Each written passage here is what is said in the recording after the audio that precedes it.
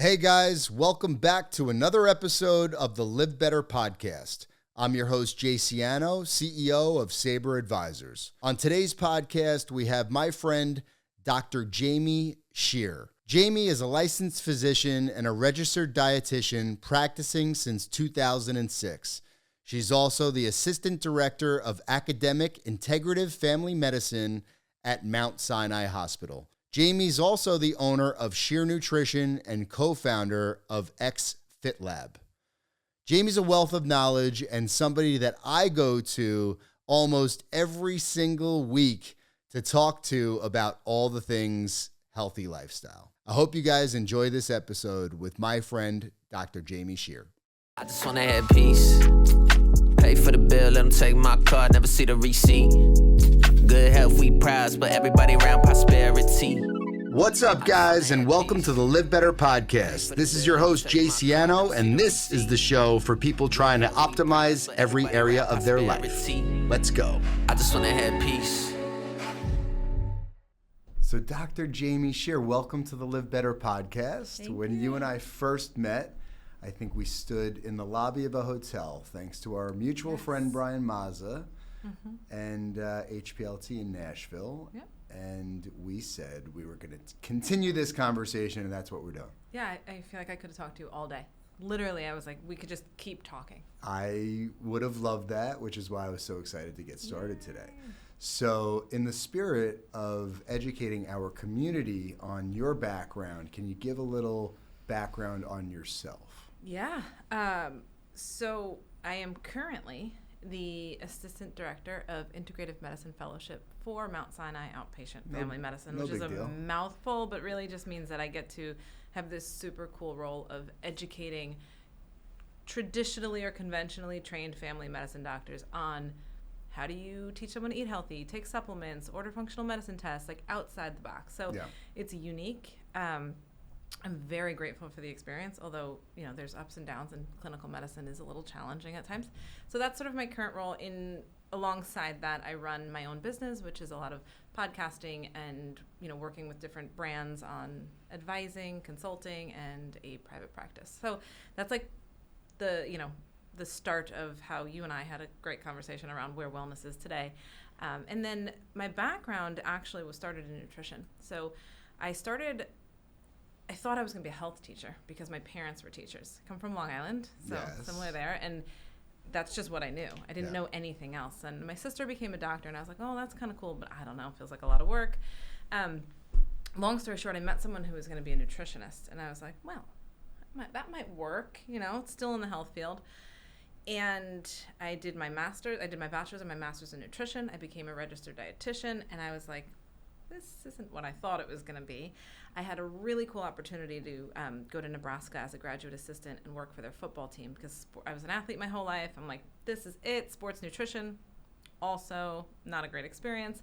Came back from Nebraska pretty quickly and had lunch with a girlfriend who was like, my naturopath just treated my acne. And like in that moment, like everything just changed. I was like, what the hell is a naturopath? Yeah. And how did that person learn that? Because I now have 7 years of school and degrees to practice this, and nobody taught me that. Right. I'm like, that's what I want to know. So I looked it up, and I told my parents, I was like, I'm going to go back and get my doctorate in integrative medicine. And they're like, yeah, that's cute. You're going to pay for that on your own, you know, like after finishing all this school. Long story short, 17 years later, I was standing in the elevator at a Mount Sinai, was then Beth Israel, working on the weekends to be able to afford school, and the CEO was like, why are you holding that book? It was a book on hydrotherapy, full circle, right? Cold and hot saunas and treatments. Why are you holding that book? And I said, oh, I'm studying naturopathic medicine and integrative medicine. He said, well, when you finish, come find me. And here we are. Wow. Yeah. That is an awesome story. That's it. What a journey. And part of the reason that I do this podcast is to be able to meet exciting people like yourself and pick their brain, even though I hate that term, but pick their brain. So I have so many questions for you, and we got into some of them, obviously, when we were talking initially. And, you know, just on my own personal journey, and I think a lot of people who listen to this podcast are always just trying to be 1% better a day, and you know, just not go backwards and evolve and all the things. And there's just so many different, you know, messages out there, and there's so much noise. It's really challenging and confusing if you're not very well versed. Like, you know, a layman is going to be really challenged to understand, you know, what they should be doing with all the conflicting information that's out there. So if somebody asks you that question, like, what are the basics that can kind of work for anybody to live better? Like, what are the basics? How would you answer that? Man, it's such a good question. And we overcomplicate everything, right? Like, if you're confused about your diet or confused about your supplements or confused about your test, it's probably because it's overcomplicated. I personally think the answer to that, which maybe people at first are going to have a little bit of a reservation towards, is self-awareness. Sure. Right? I think we give so much of our power into trying to understand what other people are doing to be well that we lose sight of the very thing that we need.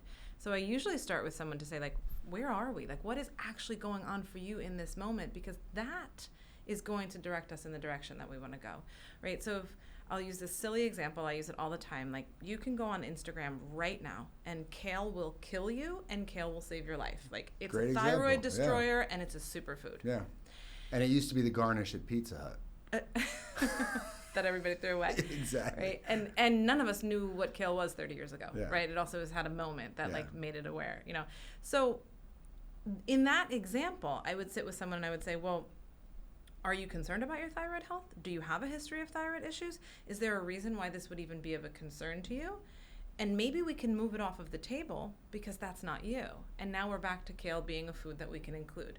Or maybe you are concerned about those things. Maybe there's a family history. Maybe this is something that you've struggled with in the past, in which case we'll bring it in. We'll have a little bit of light around it if it's the right thing. But if we don't pay attention to who we are and what's going on for us, we're going to latch on to every person of influence that we admire for whether wanting to look like them, sound like them, you know, have a life like theirs, and we're going to lose our own power. Sure. And that's where wellness evades us. In addition to, when somebody gives you advice on what works for them, it doesn't mean it's going to work for you. And then also, I'm guilty. My wife's a registered dietitian. She's also. wonderful. Thank you. And you know, she eats a certain way, and I just eat a certain way by association sometimes, right? But she doesn't eat a lot of meat. She's primarily vegetarian, but she will eat some meat and fish. But for me, like, I just kind of start eating similarly to her when we're eating together. And it's, you know, I feel like there's a lot of what you do, I'm sure, is very customized for an individual, right? So when I asked the question, it was extremely broad. It's like, what are the basics that anybody could do that's going to make them better, right? Like, I would assume exercise, water, right? The Drink basic water, stuff, right? Move daily, right? Does that mean like a Metcon or does that mean steps? Right. It means both. Right. Totally. And then, you know, as you get, I think, around more, you know, just athletic people, right, that are doing crazy amounts of exercise and working out, and then you start to get advice from them, or you see what they're doing. It's like, well, maybe that would work for me, you know. And these are the questions that I always have in my mind. And our friend Dr. Gabrielle Lyon just sent me a kit to my house to get my labs done. I've never had blood work in the last, I don't even know how long. Okay, I'm well, embarrassed to say. Please do the kit. I'm so embarrassed to say it, but like, you know, I feel like, don't you start there? Like, it's, you have to really understand like where you are right now, and then kind of, you know, create something, a customized solution as a result of that. Yes, no, maybe. Yes, and. Okay. Right? Like, yes, understanding your labs is like checking your engine, right? There is an importance in understanding where you are and what you need and what's working and what isn't. And this is exponentially more important as we get older and older, right? Most teens and young 20s probably aren't checking their labs. And for most of them, like, it might not make a big deal. Because if we go back to our years when we were, you know, you're that young, it's a little different. So the older you get, the more influential those things become. That's not to be confused with them not being important. It's just sort of understanding like where the value add is for the individual. And so labs are incredibly important. And I absolutely think that in conventional medicine, we don't give enough credit to doing more labs and looking at them from a more broad and more specific lens, if you will. That being said, I do think that akin to sort of social media and how we have access today that we've never had before and how we have information that we've never had before, one of the challenges here is that we don't always know how to read these labs, especially if we don't have an amazing expert like Dr. Lyon, right?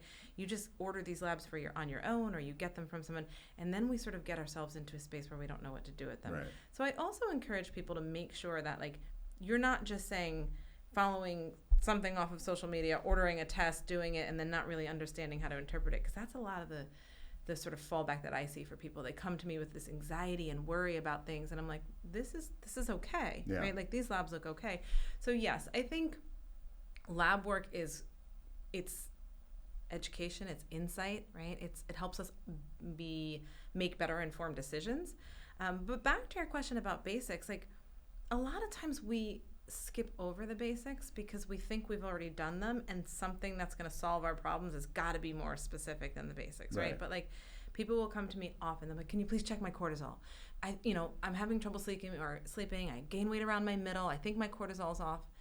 And I'll say to them, "Of course, absolutely, I'll check your cortisol. But what I'm going to tell you when I see those cortisol results is exactly what I'm going to tell you right now, which is, are you putting your phone down 90 minutes before bed? Are you avoiding caffeine before 12 p.m.?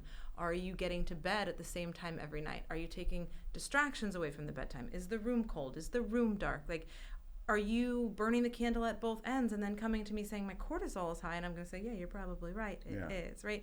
And that's not to put anything down where, someone says, "Well, the cortisol testing is what changed it for me." Some of us need proof. Some of us need to see those numbers to make changes. That's behavioral. Sure.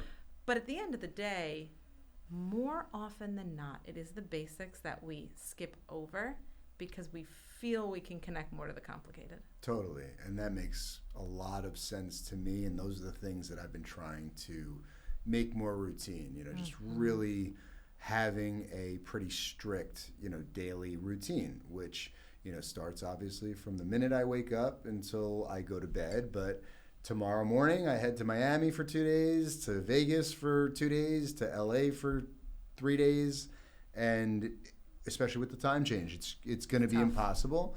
And, I've figured out a way to like try to really, mimic, my normal day as much as possible. But, again, just based on the time change, like, it will throw me off. You have to be flexible. Yeah, but I do all the other stuff, right? Like, I don't miss a beat. I don't drink alcohol anymore, which has been the biggest game changer for me. I want to. There's so many things I want to touch on that I don't want to forget them. So there's. I want to go a little bit more into sleep. I want to go into hot and cold. I want to go into the Ozempic craze and how that's penetrating fitness and wellness. Lifetime. Everybody's now incorporating those drugs into like your overall, I guess, health program. Yeah. Which is fascinating. So I don't know where you want to start. This is like a multiple choice question. Wow. Choose your own adventure here, right? Exactly. We'll start with Ozempic, right? I think anyone listening is probably like, yeah, I want to hear that too. 100%. So let's give them what they want. And it's controversial because it's like, even myself, I've been 250 pounds, and I'm like lucky if I'm 5'10", right? So, and today I'm 165 to give you like an idea of how overweight I've been, right? So I understand what it's like to be fat. Yeah. And I understand the habits that I had, that the fat Jay had, versus the habits that I have today, and they're extremely different. And based on the way that I was able to become healthy through really hard work and discipline and consistency, I have this mindset that like almost anybody can do it this way. And I know that's not entirely true, of course, Because, and I'll stop in a second, because I'm on this Orange Theory kick, and I go to Orange Theory every day. I try not to break a streak, and they're a big part of my business, resume, essentially. So I'm back on this Orange Theory kick because I'm running to get to train up to Everesting in September. Wow. Which is going to be awesome. And I'm on the treadmill with all different types of people. Oh, yeah. And there are people that are running way faster and kicking my ass that wouldn't, by society's terms, be considered fit. I'll shut up now. Yeah. I mean, I said a lot. Yeah, you sure did. All right, I got to volley that one. Yeah. So,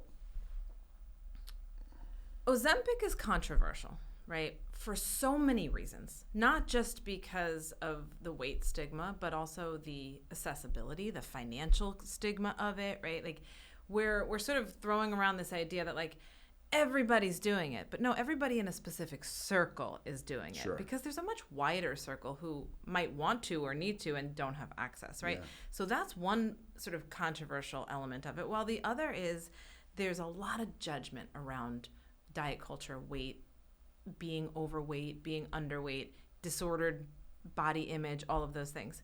That's not new. That has been there forever, right? Like the Diet Coke and cigarette diets of like 70s and 80s. Like this is not new. It's just it's showing up in a new way. And now there's a tool. And anytime there's a tool, there's something shiny that's like sort of dangling in front of us. Like we as a culture, particularly with social media, don't want to be left out. Right? Nobody wants to be left out of the opportunity to do something, whereas some other people might have more of a perspective on the Ozempic craze where it's like, it's the easy way out. So let's break that open first. I have clients who could outrun me and you. They're fit as could be, and they eat exponentially better than I do. And they've never been able to lose 100 pounds, right? They are metabolically not flexible. Right. For those people, I have seen this drug bring them to a space where their body is performing in the way that it can perform its best, but simultaneously they're now living in a body that feels recognizable, right? Wasn't this drug really meant designed and meant for those people? Which is exactly where I'm going. Yeah, exactly, right. That's where I'm headed, right? So like, if we're gonna throw stones at Ozempic, I think we can only fairly do so if we're actually knowing what we're aiming at, right? And like, shame on us for trying to say that this medication isn't beneficial to someone who genetically or metabolically absolutely needs it. Totally. Right? So like, let's put that there, because those people are listening, right? And now they feel like they're being judged now for using it when they also spent their entire life being judged for being overweight. Totally. Right? And so they just can't get out. They just can't get out of that cycle. Yeah. Well, the other side of this, and I literally had a client 15 minutes before I got here, Jay. She wants to lose 7 pounds. Her doctor gave her Ozempic. 7 pounds. And this is where I have a little bit more of a reservation. Now, do I care if she does it? Well, it's not about my opinion, right? Or yours or anyone's. It's about the understanding of what are we doing? Are we not prioritizing exactly what you started in the beginning of this conversation? Is this individual, or is any individual listening, like, have you optimized your sleep? Have you cut out alcohol? Have you increased your fiber and protein ratio? Are you reducing the stressors in your life? Like, are you doing the basics, or are you jumping over to the tool, the shiny sort of, thing that's there that everyone's like, well, I'm going to get on that. The next then controversial piece of this is some people will say, like, I can't change my stress levels. My work is this. I can't, I have a lot of people like, I can't not drink because I work in marketing. And I'm like, I was that person. These are choices. Yeah. Right. And so we have opportunities to make choices. Yeah.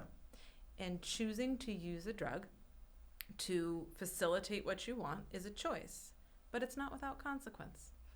It is going to come with emotional concerns around, am I going to keep the weight off when I get off of it? Do I have to stay on it for the rest of my life? Is it going to do harm, right?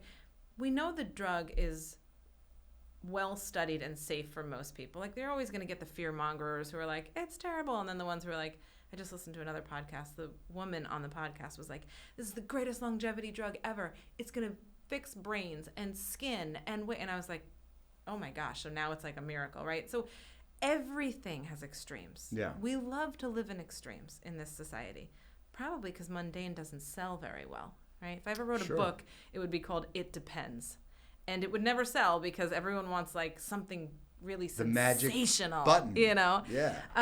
And so to sort of sum that up, I think anyone listening really needs to understand that Ozempic is a drug. So if you're out there saying you don't want to take Advil, but you're willing to inject Ozempic, like, again, let's go back to self-awareness and who we are. Are you struggling with disordered body image? And that's what's driving this, which means you're just feeding the disorder. Are you doing this because you're being influenced by other people? And like, what's the why behind it? Yeah. And, you know, I have these 3 sayings that I sort of live by. And one of them is, in order to be successful in wellness, I'm not just talking about weight. I'm talking about wellness, whether it's sleep, whether it's your relationships with your partners or your friends, whether it's your diet, your supplements. The single greatest factor in your success is consistency. Yeah. But consistency requires flexibility. Yeah. You have to be flexible over the next 6 days. Yeah. You're not going to give up your workout, but you'll have to be flexible about Have whether no it can be choice. Orange Theory or whether you can just go for a walk. Yeah. We get so rigid Yeah. in our health expectations. And then we're unwilling to change the basics, and we reach for the shiny. Yeah. No, well said. That was extremely helpful. And just to be clear, I am not knocking anybody for taking it. Same. You know, I think, and I really think it's great for some people. Yeah. It's exactly how you described it, because I was a fat kid and an overweight college student and so on and so forth, and I truly understand the difference of, you know, walking around not feeling great about myself, you know. So I feel you know, I'm just built that way. Like, I genuinely feel bad for other people and how they feel. So You're an empath. For sure, and you know, so I get it, because I've been there. I've been there, yeah, for sure. And you can probably extrapolate that to the same way you would have empathy for someone who's trying to go sober and really struggles to find the relationships in their lives that are going to support them, or they're fearful of losing friends or losing partners or losing their job, right? Like, these things are all very real. And Ozempic is a powerful draw, not necessarily a powerful tool, because it doesn't always give the person what they think it's going to give them. Right. But it's a powerful draw. Sure. And we are all drawn to those things. Maybe we're not all drawn to that in the form of a injection. Right. But none of us are without being drawn to the things that we feel the most insecure about, that we feel the most, you know, that we're missing from our lives. And so, yeah, when it comes to Ozempic, Mounjaro, Wegovy, tirzepatide, all the different forms of GLP injections, like, they're way overused right now, and for a lot of the wrong reasons. But that's because we haven't, as a medical society, as a wellness society, truly figured out how to communicate around these things in a way that feels safe and consistent. Yeah. Huberman posted recently a photo of a storefront on the Upper East Side. You saw that? Madison Apothecary? Yes. And you know, it was a storefront with a sidewalk sandwich board that says, "We have Ozempic," or was it, right? Yeah. And walk in. Yeah. It was like, walk in and get your Ozempic. And the funny part is, like, being a New Yorker, like, initially when I saw the photo, I was like, yeah, sure. And like, that's by no means you know, bizarre, but at the same time, it's very telling, right? And you know, now that places like Lifetime Fitness and places that everywhere, they're incorporating it. So I'm curious to see where ultimately it goes. But rather than continuing down that rabbit hole, I want to ask you a question about those drugs. My understanding is that it also eliminates muscle, right? So if you're losing weight, quote unquote, you're losing fat and muscle, and you might have to work even harder to maintain or grow muscle while you're taking it. It's going to go back to the conversation that we started with, which is, who's the individual behind it? If you have 100 pounds to lose, you're going to lose some muscle with that, and that's good, because we have 100 pounds to lose. You're going to lose muscle, you're going to lose fat. Like, you're just there's too much there and we have to lose both. Now, the person who wants to lose 7 pounds, who goes and takes this, like, they're probably going to lose some muscle unless they're extremely, extremely, extremely dialed into just eating protein and really hitting the training and focusing on strength training and building muscle. So most people are going to lose fat and muscle on this medication. Very few people are able to maintain that muscle mass that they have. And the more weight you have to lose, the more you lose both fat and muscle, right? And so, I mean, Ozempic is a business, but so is wellness. You know, I tell people, like, supplements are $1 billion business. So what's on the other side of the person who is selling this to you? What's on the other side of the person who's promoting this? What's on the other side of it? And not to say that business is bad. We're all here to make more money and to sort of grow in our business for our own purposes.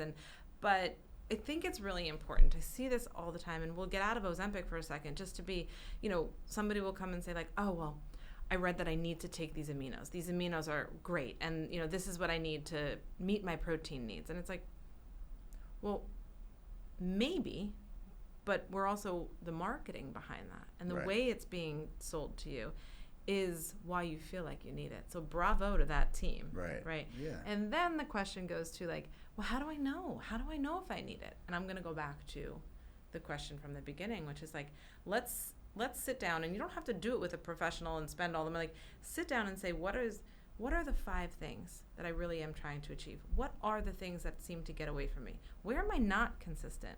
What is it I'm searching for? I saw a woman yesterday in my practice. She's crushing it, Jay, with, like, losing fat and gaining muscle and eating well and sleeping. And she's like, I will just like, my thighs are too big. And I'm like, we're never going to get there because there's something inherently broken around the body image, right? And so, like, we have to stop talking about all the different ways that can change your diet, and we have to shift the conversation to what are the things that are going to help you feel your best version of self. Yeah. Which to me is wellness. Yeah, and feeling good, right? Which for you, it might be cold plunge in the morning, right? Yeah, and that's kind of where we're going next, right? Because my first question to you around hot and cold was, you know, are there real health benefits to cold, right? We know that there's a ton of science and data behind hot, right? Yeah. But cold, I said to you, it gives me a jolt of energy. I feel good. It wakes me up. I do it first thing in the morning. And even if it does nothing good for me beyond that, like from I would a say that's pretty perspective, good, right? It's great. Yeah, 100%. And so long as it's not doing anything bad to me. Like, and now in my business, you know, I'm always looking at the trends and, you know, what concepts are growing and so on and so forth. And everything's, you know, sauna or cold plunge driven now. Yeah. I call it the new frozen yogurt. And that's a good one. Like Freshens and all those different places that blew up. Oh my goodness. 16 handles. 16 handles. It's, you know, so what are your thoughts on cold? Personally, it's like the hardest thing in the world for me to wrap my head around, right? Yeah. And so I always joke, like, I'm going to tell you I think it's amazing and wonderful and I think everyone should do it. And here I am, like a hypocrite, because every time I see a cold plunge, I'm like, not today. Yeah. You know, we look for, like, this evidence-based deep science for everything, and sometimes we actually have to step back, especially when it's not a pharmaceutical or medication, and we have to say, what is it doing for this person, right? For you, it's a game changer in your brain function and your inflammation and how you feel and how you start your day. So I think, you know, if we're going to compare hot and cold, of course there's greater research on hot. But why do we have to compare them? Why can't we say that they both exist in a way that hydrotherapy, which is age-old medicine, right? That's the book I was carrying in the elevator. Like, full circle. Hydrotherapy has been used for hundreds of years before we even had medication. So now we're just making it available in a way that people are excited about. Like, everyone rolls their eyes about the, you know, cold plunge Instagram stories, but, like, why? Who cares? These people are getting into a cold plunge in the morning. It makes them feel good. There's a positive shift there. I am all for it. Like, sign me up to promote anything that is positively and possibly impactful and doesn't have negative side effects. Yeah. So I do think that there's positive benefits to it. I don't know how someone's going to pull up the evidence and study and but I'm not here for that. I'm here to say, like, in wellness and even in injury and recovery and brain function and cognition, all of those, I think that there's a tremendous utilization for it. And what about traditional saunas versus infrared saunas? I'm always curious about the benefits of both and the differences on both. And most what I know is what, Huberman discusses, to be honest. So, yes and yes, right? If you only have an infrared sauna and that's what you have access to 2, 3, 4 times a week, fantastic, beautiful benefit. If you only have access to a hot sauna, then fantastic. You're going to get, sweated out. There are specifics of where infrared may be better. Like somebody with Lyme disease might argue that an infrared is deeper and less stressful because of the heat, and that's better for them. Where somebody looking for more sweat detox might argue that heat, as far as a hot sauna, not infrared. So the nuances of that we could debate all day, but what I would say to somebody is, 1, which are you going to be more consistent with? 2, which do you have the most access to? Because if you don't have access and you can't be consistent, probably not. I mean, it's not worth debating which one, because that's sort of the thing that's going to make you most successful. I personally like a hot sauna. I like the dry hot, laying in the wood and the smell of it and the sweating. Yeah. But if I didn't have it and the only thing I had was an infrared, sign me up, put my little Netflix on, and there's a difference. Like, people are watching screens in these infrared saunas. Like, you're not doing that in a hot sauna. Right. It's too hot, right? Totally. So both. I would encourage everyone listening to say, like, the obstacles and the barriers in our way are going to be the things that pull us away from our success and our consistency. So instead of focusing on is infrared better or is hot better, I'm going to say let's focus on which can you get access to. Where can you get it? Which is more affordable? And I find so much more success with my clientele when I reframe what is better and what is best to what is good and what is good enough. What do you have access to, and what feels good for you? That's great. Red light therapy and PEMF mats. So a close friend of mine was ranting and raving about her PEMF mat, and I'm like, I don't even know what the hell you're talking about. So she sends me one, and I'm sitting on it here and there as I'm, basically when I wake up in the morning, I go downstairs, make my water with my electrolytes, and I sit on this PEMF mat. Yeah. And I have no clue what it's doing, or if it's doing anything. So I'm going to be fully transparent. Like, this is also newer to my field, like they're not, I'm only learning more and more about them. Yeah. I'm a big infrared fan. Yeah. Maybe placebo, right? The way you feel about your cold sauna in the morning is the way I feel about my red light mask, right? I set the alarm for 15 minutes earlier than when I get out of bed, so I'm up at 5:45. The alarm's set at 5:30. I grab my infrared mask off the floor, I put it on my face, and I fall back asleep for 15 minutes, and it's one of my favorite moments of the day, right? It's not impacting making breakfast for my children or getting onto work on time, because I've found a way to be really consistent and bring it into my life. Is it, I don't know, changing my skin or making me look younger? I don't know. Right. But I'll tell you what, it sure as heck makes me feel better. That's all that matters. And so I do love the research, controversial or not. I'm going to tell you that I also use it on my teen daughter, because, they try to push all these like creams and potions and lotions for acne, put her on an infrared mask, and her skin looks great. And really? I'm like, you know what? That as a parent, I'm like, I'd rather her have this and treat her skin than putting all of these other things on there. Sure. For me, so I'm really interested in all the benefits of it. I have no affiliation to any companies. So people are always like, which one is the best? And that was my next question. There's so many, and there's more and more coming out. I have higher dose because that's one of the first ones that came out, and that's the one I got. And I'm looking at it now for hair loss for men. I find that fascinating. Well, women too, but so big fan of infrared, and I don't see a downside to it. And then people next ask, well, what about blue? What about all the different color lights? I'm like, I don't know. I'm learning. I know red is great now. You're a student too, right? You can't know it all. There's something new around every corner. Always. I mean, except in diet. I feel like that's the only thing. There's never anything new. Fair. And then the PEMF mats, I don't really know enough about the science on if it really is going to do anything in regards to the electrical fields that exist that are I believe untethered is sort of how they describe it.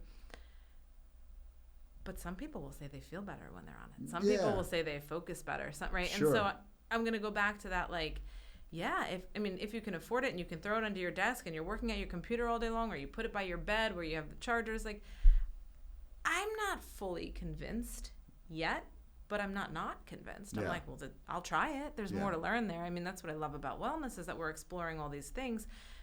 I don't know that it's going to be the next cold and hot plunge sort of, I don't know that enough people would get on board with it, but that's to be seen, I guess. There's a lot of, the conversation that you and I are having is interesting because we're talking about a lot of the trends that come out, right? Yeah. And so one of my challenges to that is that what of the trends can we make more consistent, right? Mm-hmm. Because there's a million different trends and we can spend a whole lot of money and a whole lot of time trying them all. And that's great. I mean, as long as there's no downside to it and they're not harmful, then I would say sure. But, another one that I'm loving right now is the trend of breath work. Right. And I say to a lot of people, I'm like, that's free. That's, and forget the money side of it. That's like, it's not something you have to buy or you have to be in a certain place or you have to be somewhere. It's literally every moment of your day. You have this insane tool that you can tap into. That to me is like, sign me up. Let's get breath work spaces popping up in the city. Like, let's do that. By the way, the funny part is that I was supposed to tell you this, that this is no way! So this is who I was just with before I came to meet you. And she wanted to come here, but I was off by a half hour on when we were meeting. So oh my God, I would have died if she walked in. Yeah. I was trying to connect there. He's talking about Mastery, which is Francisca Sitma. She is, in my opinion, the best in the game right now. Like, oh my gosh. She's amazing.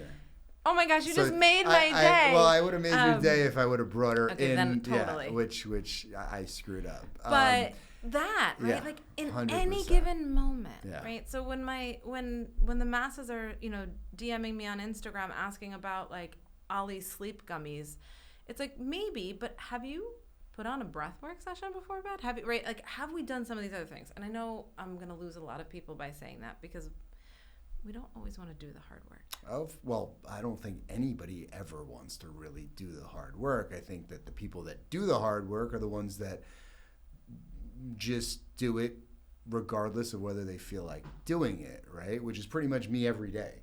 Yes. Like, I don't want to do what I'm going to do Sure, you look at that cold plunge every morning and be like, ugh. I just don't. And it's funny because just out of convenience, I've mastered, I don't want to say mastered, but I have no issue getting into a cold plunge, like at the drop of a hat. It's no longer that big of a challenge. And getting into the cold plunge and like if I'm doing it for 3 minutes or like I'm not trying to win a competition on who's staying in the cold plunge longer. I don't care, right? Like, I'm here for me. Yeah, and if I'm in there for 2 minutes, 3 minutes, great. Like that I don't need to, right? That's all it is to me, right? So, and typically my morning, it could be a minute and a half. If I only have a minute and a half and I need to get the hell out, like it is what it is. I just get it done. All the time around diet when people be like, well, this or that. I'm like, sometimes it's like if you can't hit your protein numbers, sometimes getting as close as you can is good enough. Sure. It's to your point. Yeah, like, totally. It doesn't always have to be perfect, right? Isn't perfect what destroys your progress? Absolutely. And that's where, I think that ultimately it's just trying to be as consistent as you possibly can be, but giving yourself grace. Yes. Where, again, I'm not going to be able to do the things that I typically do, and I'm okay with it, but I'm going to check as many boxes as I can, and I completely structure my days around trying to do what I can. And that's the best I could do, right? That's the best we could all do. I think it's pretty amazing, yeah. Right? And it means you show up in a different way for your children, for your friends, for your family. Like, especially, by the way, after removing alcohol, because, the amount of stress that any busy professional is under, if you're used to numbing that stress and like pushing it off, with a bottle or whatever substance it is, when you're sober, it's just way more difficult to, navigate all of those things. But it's interesting because it's no longer more difficult. It's way easier, which is change amazing. Is the hard part. Yes. What you described is that it wasn't necessarily being sober that was hard. It was the transition of that as such a part of your life. Totally. To living without that. And so and now the disappointment easier. Of other people I was no longer like their drinking buddy or. And we see that with diet too, right? Where people make a change, and I'm sorry, I'm not going to, participate in whatever that or any wellness-based thing. Boundaries. Oh, they're so hard. They really are. And yet especially with family and loved ones, and but you have to really protect yourself. Yeah. Like at the end of the day, it's funny because Danielle will say to me sometimes, like, you're just selfish. Like you're the da-da-da-da. And I'm like, I'm not even offended by that because I am there for everybody. I know that. Yes. That's my biggest priority. But if I don't do the things I need to do to feel good, I can't be. And I have to, on some level, be selfish. I have to. You have to. And I think anyone listening, the take home to that is like, what am I doing in my life that takes away from me and therefore doesn't actually allow me to give to others? Totally. Right? And it goes back to the very thing in the beginning, which is sort of this self-awareness.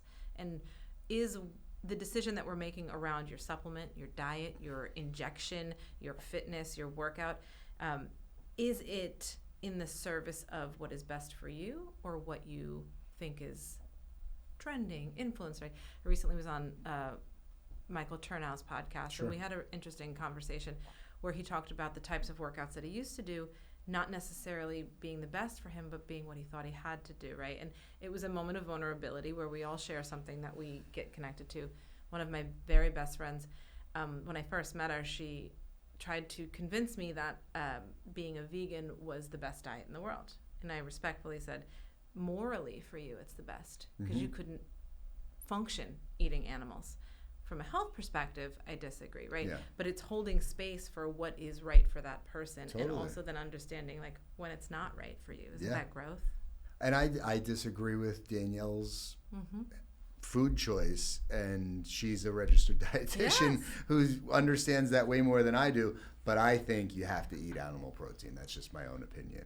And I think if you don't eat animals because you morally can't, because you're such an animal lover that like that would kill you, well then that's the right decision for you. Totally. Because you're choosing something that morally even feels though the right. animals are going to die anyway. Correct. And Yeah. I mean, But that's a story for another time. Right. That's part 2. right, but it's not my job as a doctor to change your moral code. Right, It's my of job to course. lead you to a decision that's going to be, the best and the most rooted in one, who you are, but also how your body works. And so these are just cool conversations. And I think I wish that we would have more of them in the wellness space, more conversations around the flexibility of what wellness is, the ability to say cold is great for you, Jay, but for me, it's a little hard. So Right. I gotta, I'm going to keep my red light mask on in the morning while you sit in your cold thing, and we're both going to benefit, right? And so it's hard because social media and all the different places, like, that's how do you sell something? You make it seem like it's perfect for everyone. And, Right. and not to knock that, but like to anyone listening, like, what is right for you? But I also think that if anybody puts their mind to it, even if you said, I want to get good at getting in the cold, and you could absolutely set your mind to it 100%. and work on that and It's a be in choice. there. It's a choice. Right. You It's know, a choice. yeah, and whether or not you want to do that is your prerogative, because ultimately it doesn't mean you're going to be in better health, in better this and better that because you are doing that. It's really, all of these things to me are more the mental challenge. Like, that's why I'm saying, like, the Yes. cold plunge thing for me, like, at this point, it's not a mental challenge. So Neither is not drinking. neither right? is not drinking. Because, Right. but the challenge was getting to that space. The challenge was And- making the yeah, you're decision right. Yeah. and being in the discomfort. Correct. We never want to sit in discomfort. Yeah. We fear pain. Yeah. We fear discomfort, right? I did this little Instagram story last week, and it was really interesting to see the response. My daughter doesn't want to take the state test. She's in elementary school. She's like, I don't want to have to sit for it. All my friends are getting opted out, which is always we just went through this. right. Yeah. All my friends. Yeah. First of all, that's never the case. Never. It's usually like 1 or 2, Yep. and then they come home and they say, "Oh." And she's like, "Why do I have to take it?" And I said, "Because we can do hard things." That's right. And she said, "But it doesn't even reflect how smart I am." I said, "I'm not looking for this test for your academics or your ability. You're going to sit through it because we can do hard things." Yeah. Right? And on the other side of hard things is growth. Yeah. And yes, your butt's going to hurt for sitting too long. And yes, your brain's going to be tired. And yes, you're annoyed and you don't want to do it. But like, we're going to do it. Yeah. And it was really interesting to see the response on the other side of that, where people were like, why do we have to do those things? It doesn't make any sense. And sort of to what we're discussing, it's not just about, like, it's not about the cold, right? Or it's not about the alcohol. It's about what it feels like to go through those moments, that pain, that difficulty, that space. If we take it to Ozempic, what does it feel like to have to give up things in your life in order to get to that goal? If we're talking about, anything in the wellness space, consistency is going to win every time. If it's talking about breath work, one of the greatest challenges for people is committing to doing it every day. Sure. Right? And so that to me is wellness. It's interesting because when I reflect back to the times, to sitting in the discomfort in anything, I also feel like there was a time when I was lying. I don't know if I was consciously lying to myself, right? Like, and this, now you get into like ego and identity and like, where I would absolutely lie to make myself feel better and act like I was like feel better, right? Yeah, like, that I'm working harder, that I'm doing the difficult things. And if you measured, what I was doing then versus what somebody who's like really high performing is doing, and I'm not just talking about fitness, just general, like work or, whatever. And I think sometimes we just convince ourselves that, until you really, first off, nothing good is easy and nothing easy is good. Right? It's like that simple. So I think the people that are willing to do the difficult things, just like your child or mine sitting and taking that test, whether it matters for them academically or not, they need to get used to doing difficult things because that generation is, it's insane how automated, everything is for them and how technology is, really negatively impacting the basic skill set, of being able to communicate. I mean, it's a whole nother beast. Yeah, it's part two. We're going to do part two. Of communication and also just, the world in which we aren't expecting a lot of people. Yeah. And we're not asking them to step up, in younger generations. And I do think that will have a detrimental impact on how we show up for ourselves as we get through life and as things get harder. And we can't fall back on parents or systems or but this conversation is interesting because we went all over the place, but at the same time we also kind of stayed with this theme of really understanding what works for you. And I will stand on a platform forever saying that what works for you is the thing that you can be consistent with. It's not what you do one day that matters. It's what you do most. Yeah. If you miss one workout in the next 6 days because of your travel, but you get 5 in, that's what matters, right? And those are the things that make us successful. When my clients show up to my office, it's not going to be the injection or the cortisol kit that makes them successful. It's going to be the thing that we come together on that they can do the most, whether it's breath work, whether it's eating more protein, whether it's hitting 10,000 steps, whether it's something fancier or something more basic, right? Like, I want that language. I want everyone to realize that we're all experiencing a version of the same thing. We are all in this trying to find the thing that's going to make us feel best. And I actually think the answer, the panacea, the magic there is exactly what you found with avoiding alcohol, getting in the cold. It's the consistency. I appreciate you, and this was so much fun. Yay. And we're going to have to do it again. Oh my God, I literally, could talk to you all day. I'm like, how are we done with time? And where can everybody find you if they want to reach out? Instagram is probably the best way. Okay. There's too many platforms. I have to just limit boundaries. Yes. I just have one. This is my one. That's good. And if I knew Instagram was going to be what it is, I probably wouldn't have chosen my name as my handle because it's not easy to spell. So it's a little harder, but it is Jaime Schehr. Amazing. Yeah. Thank you so much. This is awesome. You. I just wanna have peace. Pay for the bill, let them take my card, never see the receipt. Good health, we prize, but everybody around prosperity. I just wanna have peace.